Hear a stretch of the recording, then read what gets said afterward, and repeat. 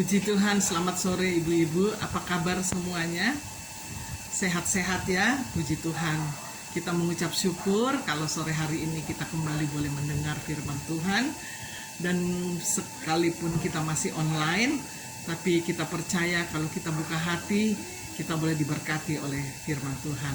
Biarlah Allah Roh Kudus mengurapi firman-Nya sehingga saudara dan saya boleh diberkati. Puji Tuhan. Mari saudara kita buka di dalam Matius 16 ayatnya yang ke-18.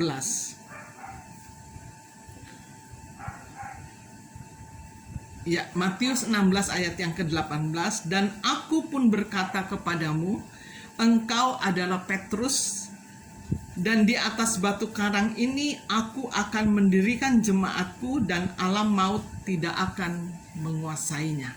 Puji Tuhan. Saudara, saya akan beri judul Gereja yang Kuat Dibangun di Atas Batu Karang. Firman Tuhan ini mengatakan kepada Petrus, yaitu Yesus sendiri berbicara kepada Petrus, bahwa di atas batu karang ini aku akan mendirikan jemaat, dan alam maut tidak akan menguasainya. Puji Tuhan. Saudara, firman Tuhan ini berbicara bukan tentang organisasi gereja, tetapi berbicara tentang jemaat yang didirikan atau dibangun oleh Yesus sendiri. Dan untuk supaya jemaat bisa bertumbuh di dalam pengenalan akan Allah yang sesungguhnya. Dan tujuan utama daripada Yesus menyampaikan firman Tuhan ini untuk membawa jemaat agar kuat di dalam Tuhan, agar dibangun di dalam Tuhan, adalah agar alam maut tidak dapat menguasainya. Sebab apa? Sebab gereja ini dibangun, saudara dan saya dibangun oleh darah Yesus Kristus yang sudah tersalib, yang sudah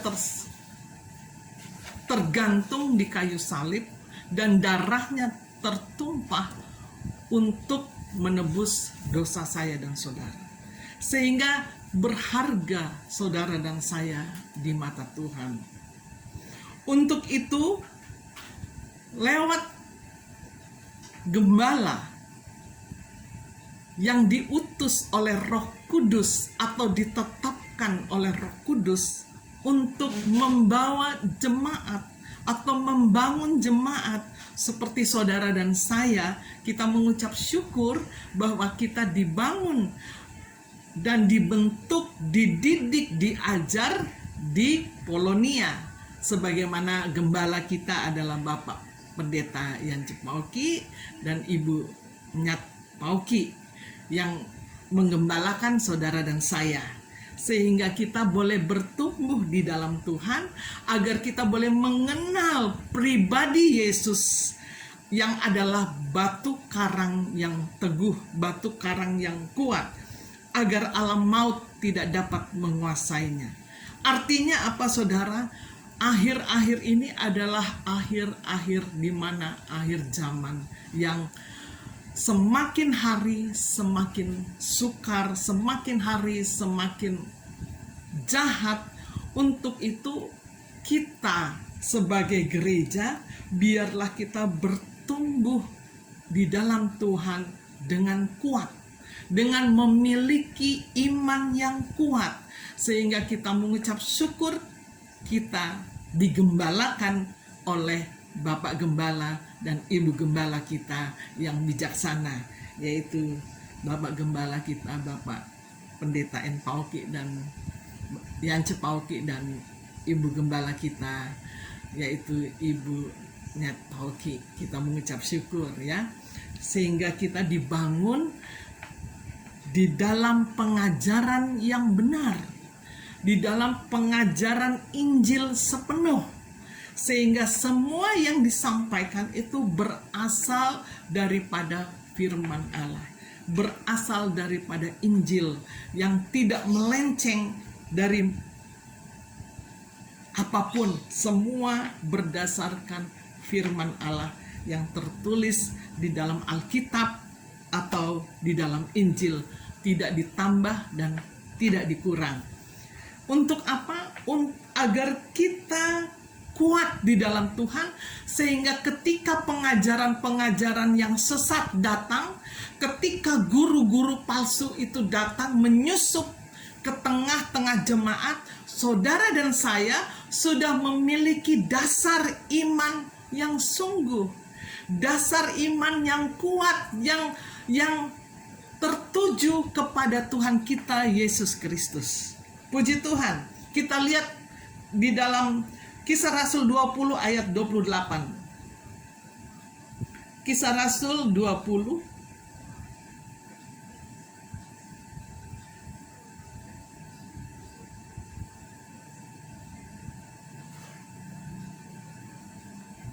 28 ayat yang ke-8.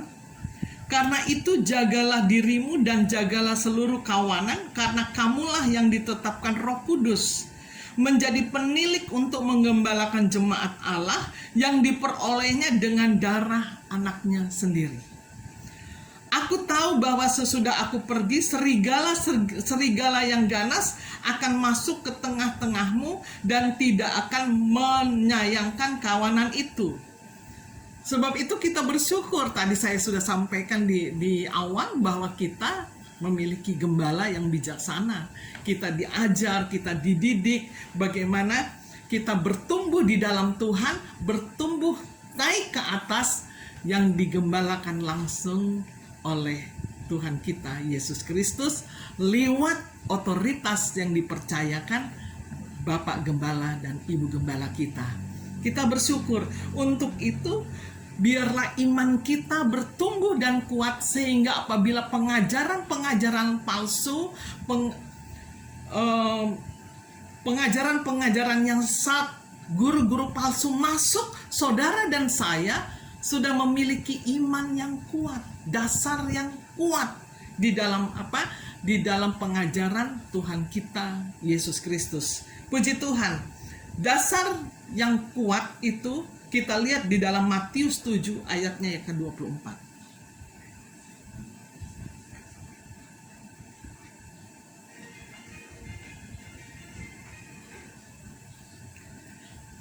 Setiap orang yang mendengar perkataanku ini dan melakukannya, ia sama dengan orang bijaksana yang mendirikan rumahnya di atas batu. Kemudian turunlah hujan dan datanglah banjir, lalu angin melanda rumah itu, tetapi rumah itu tidak rubuh sebab didirikan di atas batu. Jadi kita memiliki dasar iman yang kuat kepada Tuhan kita Yesus Kristus, sehingga kita mendengar firman dan melakukannya. Ketika ada ujian dan pencobaan, kita tetap kuat. Ini menggambarkan bagaimana ketika saudara dan saya sebagai gereja Tuhan, ada percobaan, ada masalah, kita tetap kuat. Iman kita tetap kuat, ada di dalam Tuhan. Sebab apa yang memberi kekuatan? Yaitu firman dan Roh Kudus yang sudah kita terima daripada pengajaran-pengajaran yang kita terima setiap saat dari Bapak dan Ibu Gembala, dari hamba-hamba Tuhan yang semuanya berasal daripada Injil. Dan itulah yang membuat Tuhan mengajar kita untuk kita tidak goyah. Dan tetapi setiap orang yang mendengar perkataanku ini dan tidak melakukannya sama dengan orang yang bodoh yang mendirikan rumahnya di atas pasir. Jangan sampai kita menjadi orang yang gampang roboh. Artinya kita begitu ada masalah tinggalkan Tuhan. Jangan sampai seperti itu. Biarlah kita tetap dibangun di atas dasar iman yang kuat. Sebab batu karang yang teguh yaitu Tuhan kita Yesus Kristus, itulah yang menjadi dasar iman percaya kita. Puji Tuhan. Kembali kita lihat lagi di dalam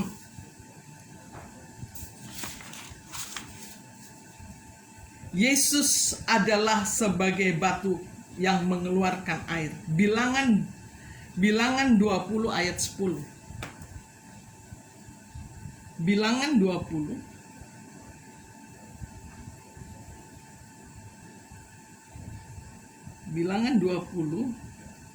ayatnya yang ke-10.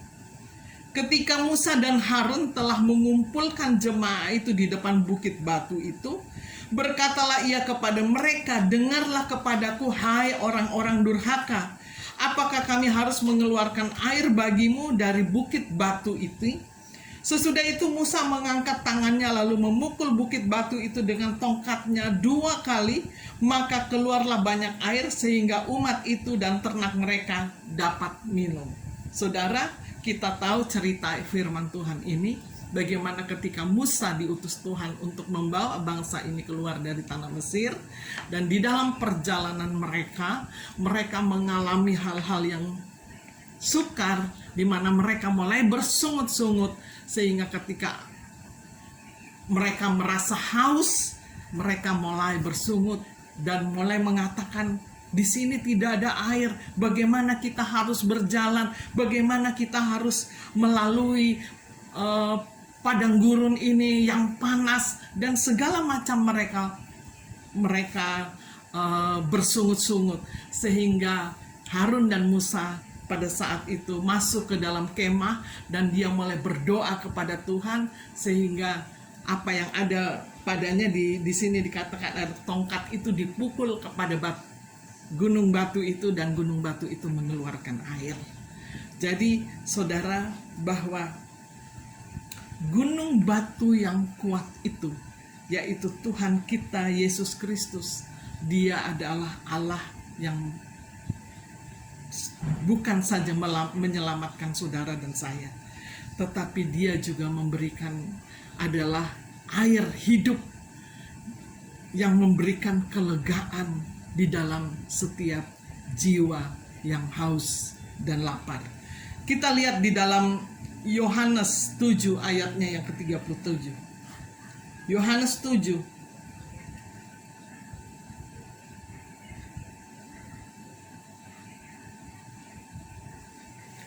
Dan pada hari terakhir, yaitu pada puncak perayaan itu, Yesus berdiri dan berseru, barang siapa haus, baiklah ia datang kepadaku dan minum.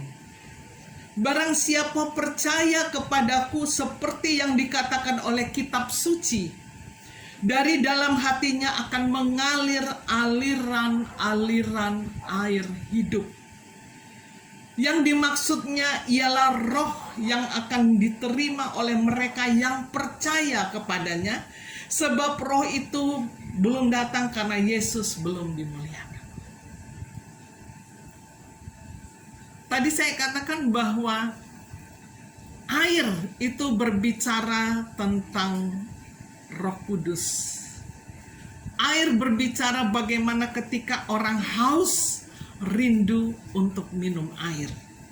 Tetapi firman Tuhan ini katakan, barang siapa percaya kepadaku, barang siapa percaya kepada Tuhan kita Yesus Kristus sebagai gunung batu yang mengeluarkan air itu, dari dalam hatinya akan mengalir aliran-aliran air, seperti yang sudah dikatakan oleh kitab suci.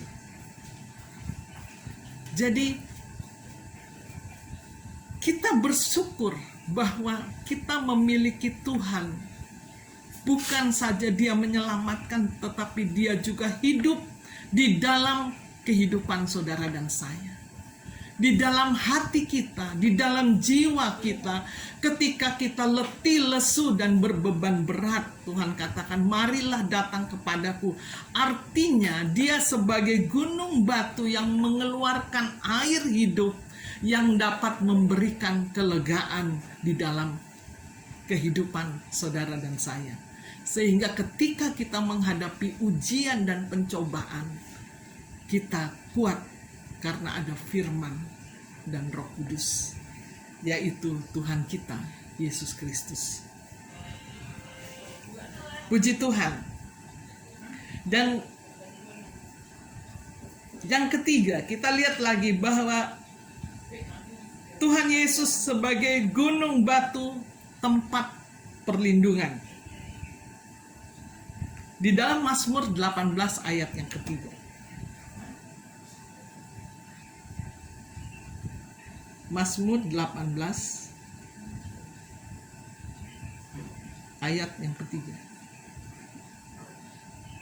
Terpujilah Tuhan seruku, maka aku pun selamat daripada musuhku. Maaf, ya Tuhan ayat yang ketiga. Ya Tuhan bukit batuku, kubu pertahananku dan penyelamatku. Allahku gunung batuku, tempat aku berlindung. Perisaiku, tanduk keselamatanku, kota bentengku. Jadi Tuhan Yesus sebagai gunung batu yang kuat, dia adalah tempat perlindungan kita. Dia juga tempat pertahanan, di mana ketika kita lemah, kita menjadi kuat. Bahkan dia juga dikatakan sebagai gunung batu tempat perlindungan. Ketika kita ada masalah, ketika kita seperti saat ini sedang ada badai COVID Corona, kita sebagai anak Tuhan tidak perlu takut. Artinya kita tetap berdoa dan berlindung kepada Tuhan kita Yesus Kristus. Dia adalah batu tempat perlindungan kita. Dan puji Tuhan, kemudian Yesus Kristus itu juga adalah batu yang kekal. Kita lihat di dalam Yesaya 26 ayatnya yang keempat. Saya cepat saja saudara. Yesaya 26 ayatnya yang keempat. Percayalah kepada Tuhan selama-lamanya, sebab Tuhan Allah adalah gunung batu yang kekal. Jadi kita percaya saja kepada Tuhan kita Yesus Kristus, sebab dia adalah gunung batu yang kekal. Tujuan Allah untuk membangun kehidupan saudara dan saya di atas batu karang yang kuat, yaitu agar kita masuk di dalam rencana Allah yang mulia. Dan yang kedua juga tadi dikatakan bahwa supaya alam maut tidak menguasainya. Artinya kita tidak binasa, saudara, tetapi kita mendapatkan hidup yang kekal bersama-sama dengan Tuhan. Puji Tuhan. Kemudian di sini terakhir saya akan kalau saya mau berbicara tentang Yesus sebagai gunung batu, banyak saudara. Dia sebagai gunung batu yang mengeluarkan api. Dia adalah sebagai gunung batu yang mengeluarkan minyak. Dan dia adalah batu kemenangan. Bahkan dia adalah batu yang memberikan nama baru di dalam kehidupan saudara dan saya pada akhirnya nanti, bahwa kita sebagai orang-orang yang memiliki iman yang kuat itu menjadi orang-orang yang menang di dalam tangan Tuhan, maka kita akan tertulis di dalam nama yang baru, batu kemenangan. Wahyu 2 ayatnya yang ke-17. Wahyu 2 ayatnya yang ke-17. Siapa bertelinga hendaklah ia mendengar apa yang dikatakan Roh kepada jemaat-jemaat. Barang siapa menang, kepadanya akan kuberikan dari mana yang tersembunyi, dan aku akan mengaruniakan kepadanya batu putih yang di atasnya tertulis nama baru yang tidak diketahui oleh siapapun selain oleh Allah yang menerimanya. barang siapa menang. Jadi bagaimana iman percaya kita ini bertumbuh terus di dalam Tuhan, dengan memiliki iman yang kuat di dalam Tuhan, sehingga pada akhirnya nanti, saudara, di mana kita, kalau kita tetap setia, tetap beribadah kepada Tuhan, tetap taat kepada firman-Nya, bukan manusia yang menilai saudara dan saya, tetapi Tuhanlah yang akan menilai saya dan saudara. Sebab saat ini kita masih berada di pintu kesempurnaan. Kita belum masuk di dalam kesempurnaan itu, tetapi kita sedang menuju kepada kesempurnaan itu. Sebab itu kita harus dibangun, iman kita harus terus dibangun agar kita kuat di dalam Tuhan. Apapun yang datang, ujiankah, persoalankah, ajaran-ajaran sesatkah, guru-guru palsukah, kita akan tetap di dalam Tuhan, di dalam iman kita kepada Tuhan kita Yesus Kristus. Sehingga pada akhirnya di sini dikatakan, barang siapa bertelinga, hendaklah ia mendengar apa yang dikatakan Roh kepada jemaat-jemaat. Barang siapa menang kepadanya, akan kuberikan dari mana yang tersembunyi, dan aku akan mengaruniakan kepadanya batu putih yang di atasnya tertulis nama baru yang tidak diketahui oleh siapapun selain oleh yang menerima.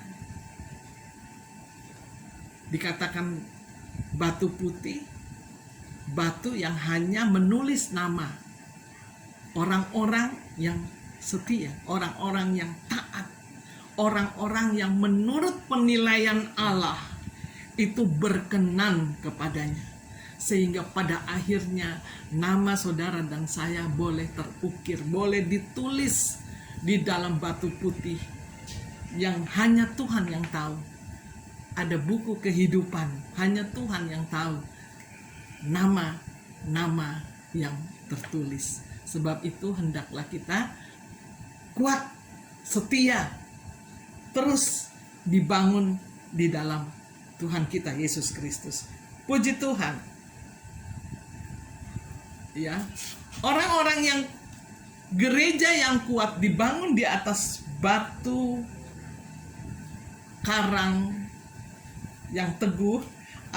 Harus bahan-bahannya, kalau membangun itu berarti kalau kita membangun rumah, kita akan memilih bahan-bahan yang baik, bahan-bahan yang indah, bisa juga bahan-bahan yang mahal, bahan-bahan yang dipercaya, ya, yang bagus. 1 Petrus 2 ayat yang ke-6.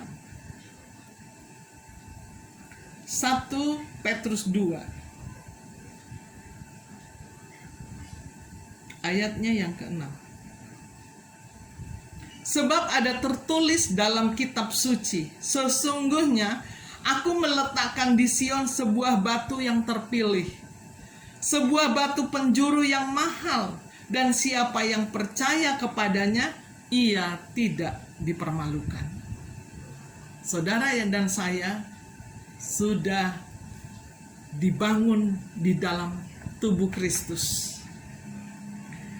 Dari saudara dan saya sudah dipilih oleh Tuhan untuk menjadi gerejanya, untuk menjadi jemaatnya, agar kita bertumbuh ke arah yang benar, yaitu Tuhan kita Yesus Kristus.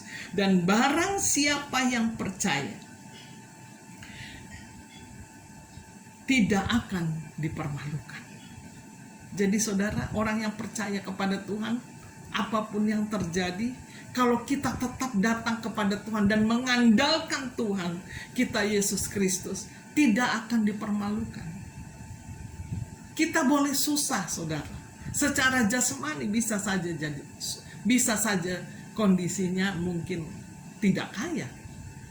Tetapi bukan kekayaan itu bukan menjamin bahwa iman percaya saudara itu bisa tergerus, bisa lemah. Sebab kelemahan itu ya manusia itu memang belum sempurna. Ketika ada masalah bisa jadi lemah. Tetapi yang memberi kita kuat, kata Tuhan, agar kita terus menjadi gereja yang kuat, biarlah kita kuat dengan firman Allah. Kita kuat dengan apa yang sudah kita terima selama kita beribadah kepada Tuhan, selama kita dididik oleh gembala kita, selama kita diajar oleh gembala kita biarlah apa yang disampaikan, firman yang disampaikan itu menjadi kekuatan iman kita, sehingga di sini dikatakan kita tidak dipermalukan. Karena itu bagi kamu yang percaya, ia mahal. Tetapi bagi mereka yang tidak percaya, bagi saudara dan saya yang percaya kepada Yesus, dia adalah mahal. Benar, dia mahal. Karena dia sudah mengorbankan dirinya di kayu salib untuk dosa saudara dan saya. Mau berkorban, itu luar biasa. Dia memberikan dirinya. Tetapi bagi mereka yang tidak percaya, mereka yang tidak kenal Tuhan, dikatakan batu yang telah dibuang oleh tukang-tukang bangunan telah menjadi batu penjuru, juga telah menjadi batu sentuhan dan suatu batu sandungan. Bagi orang yang gak percaya jadi batu sandungan. Ada banyak orang yang bilang, oh siapa itu Yesus? Siapa? Oh Yesus itu siapa? Karena dia gak kenal.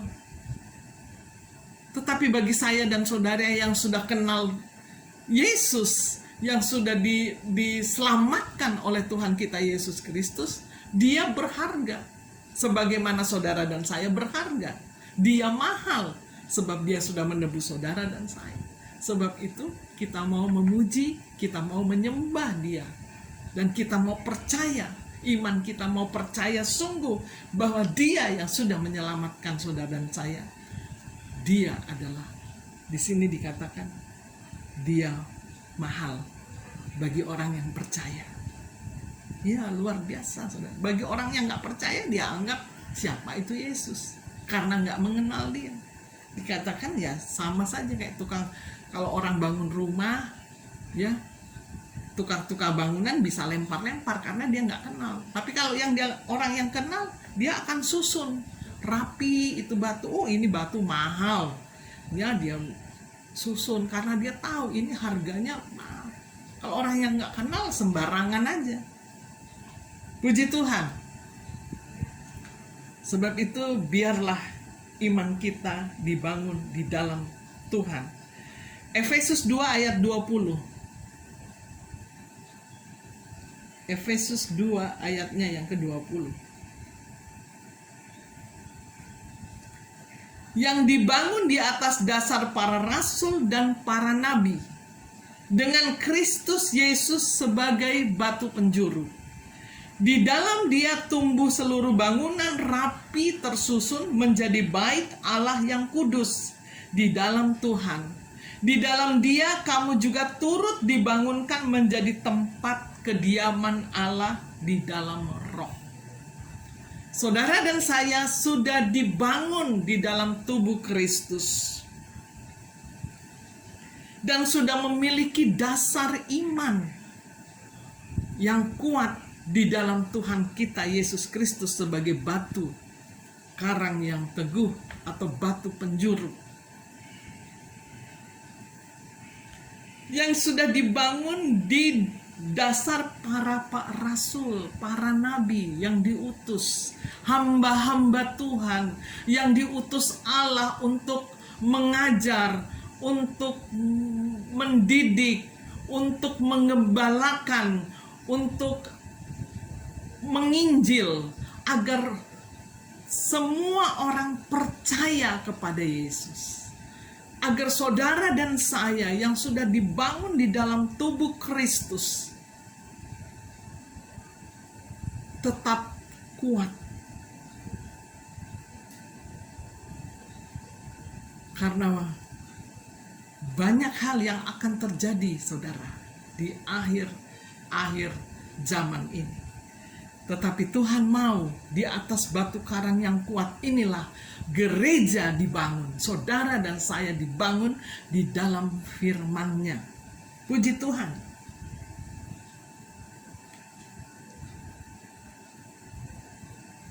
Supaya di dalam Tuhan kita Yesus Kristus kita dibangun tersusun rapi menjadi bait Allah yang kudus di dalam Tuhan. Sebab di dalam Dia kamu juga turut dibangun menjadi tempat kediaman Allah di dalam Roh. Ya. Kita adalah bait Roh Kudus, dan Roh Kudus ada di dalam hati saudara. Maka kita dibangun di dalam Tuhan, sehingga Roh Kudus itulah yang selalu memberikan kita kemampuan untuk menghadapi segala ujian dan pencobaan, untuk menghadapi segala apapun yang datang di dalam kehidupan saya dan saudara. Dan puji Tuhan, lewat hamba-hamba Tuhan, lewat rasul-rasul, lewat nabi-nabi yang sudah dipercayakan oleh Tuhan dengan karunia masing-masing, saudara, karunia-karunia sesuai dengan yang dipercayakan oleh Tuhan. Sebab setiap hamba Tuhan memiliki karunia yang berbeda-beda. Kalau kita belajar tentang 5 jawatan, di sana ada gembala, di sana ada guru-guru, ada nabi, ada rasul. Untuk apa? Membangun gereja. Ada penginjil sesuai talenta masing-masing yang diberikan kepada hamba-hamba Tuhan atau pelayan-pelayan. Karena semua punya karunia yang berbeda-beda. Ya. Sebab itu kita tidak boleh menghakimi, saudara. Siapapun dia, ketika dia menyampaikan firman Tuhan, sedang melayani Tuhan, dia adalah Tuhan mengutus, mempercayakan, memberi kesempatan untuk melayani. Biarlah kita mau menghormatinya, biarlah kita mau menerima firman yang disampaikan. Sebab firman itulah yang mengajar saudara dan saya untuk menjadi kuat di dalam Tuhan, memiliki dasar iman yang kuat. Puji Tuhan. Yang ketiga, bahwa kita dibangun sebagai gereja di atas batu karang yang kuat, memiliki keterikatan.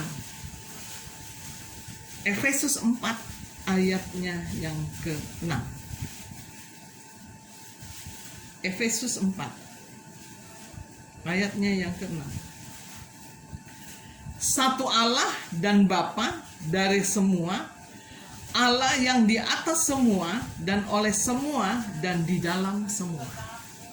Tetapi ketika kepada kita masing-masing telah dianugerahkan kasih karunia menurut ukuran pemberian Kristus. Itulah sebabnya kata Nas, tak kala ia naik ke tempat tinggi, ia membawa tawanan-tawanan, memberikan pemberian-pemberian kepada manusia. Saya tekankan di ayat yang ke-6. Satu Allah dan Bapa dari semua. Allah yang di atas semua dan oleh semua dan di dalam semua. Kita dibangun di atas dasar iman yang teguh, yaitu Tuhan kita Yesus Kristus, satu Allah, satu Bapa, dan dari semua, Allah di atas semua dan oleh semua dan di dalam semua. Jadi Dia adalah Allah yang besar, Dia adalah Allah yang berkuasa, Dia adalah pencipta langit dan bumi, Dia adalah yang menyelamatkan saudara dan saya, dan Dia adalah Allah yang hidup. Dia yang mati dan bangkit dan naik ke surga dan hidup. Jadi Dia adalah di atas segala-galanya. Dia adalah semua di atas semua. Jadi semua yang ada di dunia ini takluk kepada kuasa Allah. sebab Dia adalah Tuhan kita Yesus Kristus, Tuhan yang Maha Kuasa, pencipta langit dan bumi. Bahkan Dia juga adalah Allah yang menyelamatkan jiwa saya dan saudara. Puji Tuhan.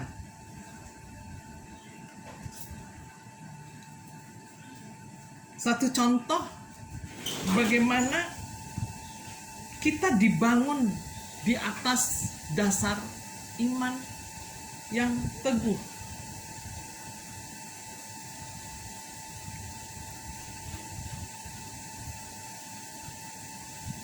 Di dalam Nehemia 2 ayatnya yang ke-18.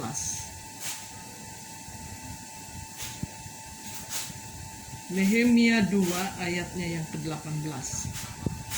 Ketika kuberitahukan kepada mereka betapa murahnya tangan Allahku yang melindungi aku dan juga apa yang dikatakan raja kepadaku, berkatalah mereka, kami siap untuk membangun, dan dengan sekuat tenaga mereka mulai melakukan pekerjaan yang baik itu. Saudara, kalau kita pelajari firman Tuhan ini, bagaimana Nehemia merasa sedih sebab tembok Yerusalem yang sudah dirobohkan itu, yang sudah dihancurkan itu, dia ingin membangun kembali agar mereka bisa tahu tempat mereka, batasan-batasan yang wilayah yang mereka miliki. Sebab itu mereka sedih, dan itu pada malam di mana saat dia merasa hatinya begitu sedih, dan dia keluar sekalipun ada banyak penjagaan, tetapi dia berdoa sehingga dia dapat keluar dan melihat tempat itu yang sesungguhnya, sehingga dia mempunyai pikiran bagaimana caranya untuk membangun kembali. Dan pada saat pemerintahan Raja Arsasta, mereka diizinkan kembali untuk membangun itu, sehingga mereka bergotong royong untuk membangun tembok Yerusalem yang sudah rubuh itu. Saudara, ini berbicara bagaimana jika iman kita mulai roboh, iman kita mulai lemah. Biarlah kita mulai bangun kembali agar apa yang Tuhan mau di dalam kehidupan saya dan saudara, untuk menjadi gereja yang kuat itu harus memiliki semangat, harus memiliki kekuatan. Dan kekuatan itu bukan saja dari kekuatan fisik, tetapi kekuatan yang datang daripada Tuhan kita Yesus Kristus, yaitu firman dan Roh Kudus.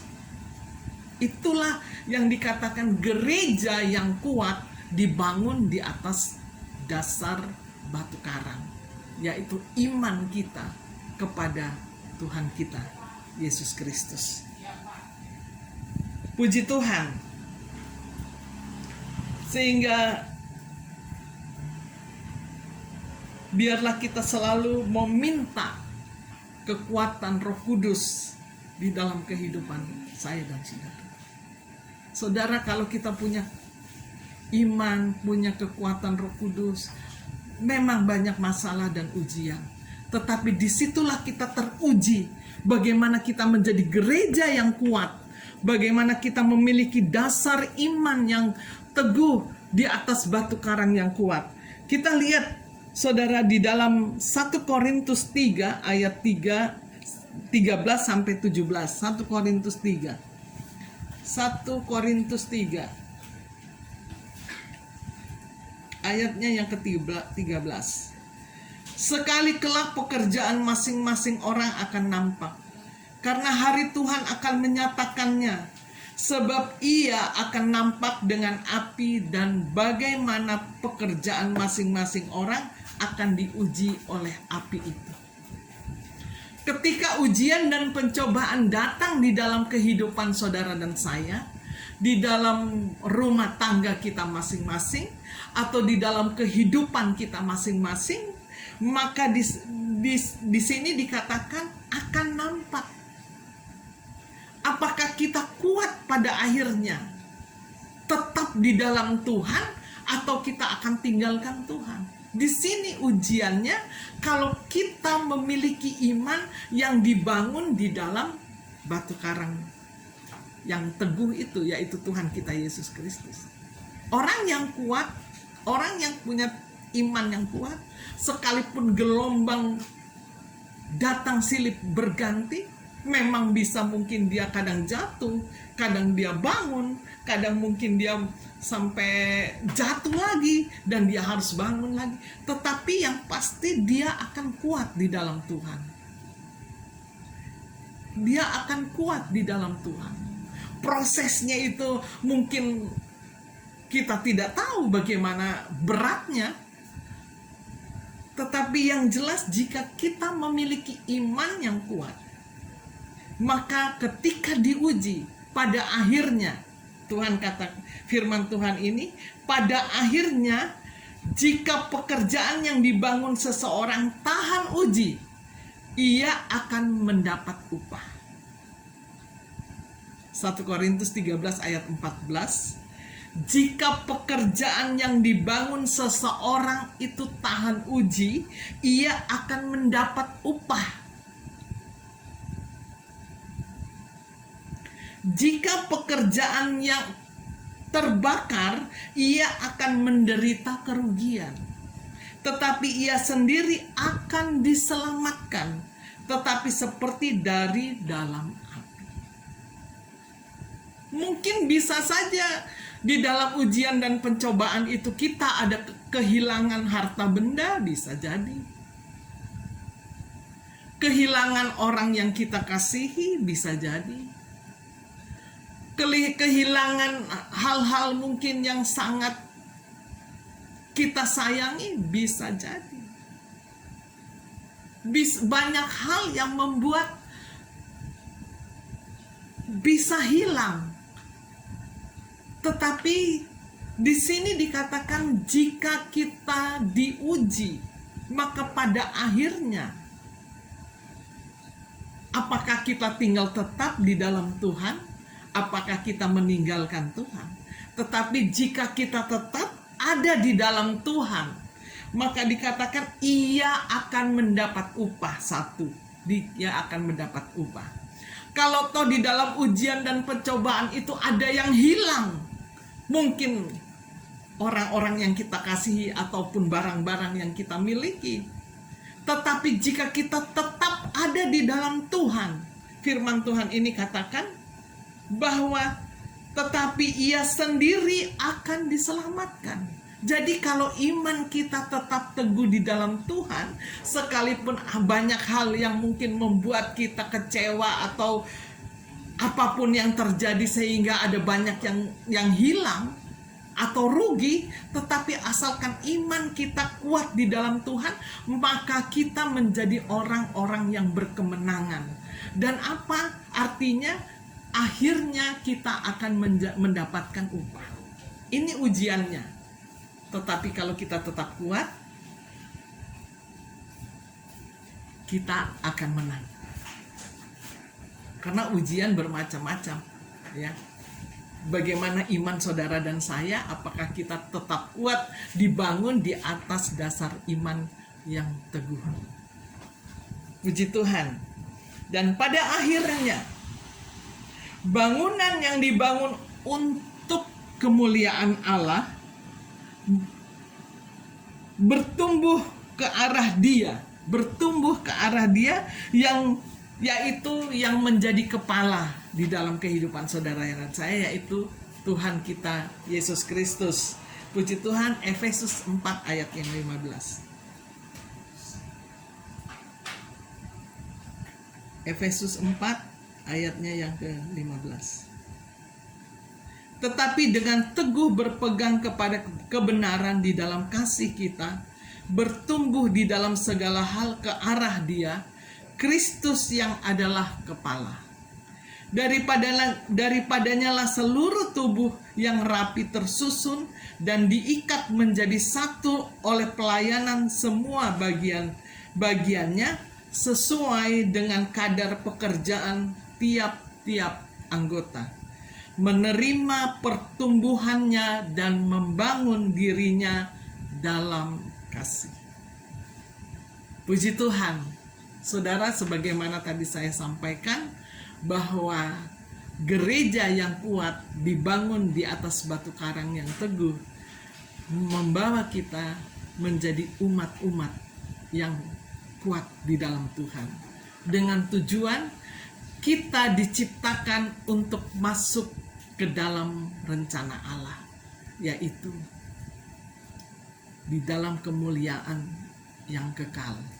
Dan biarlah ini menjadi berkat buat saudara dan saya, agar kita menjadi kuat di dalam Tuhan, agar kita dibangun di dalam Tuhan sebagai gereja, sebagai tubuh Kristus yang dibangun di dalam kasih.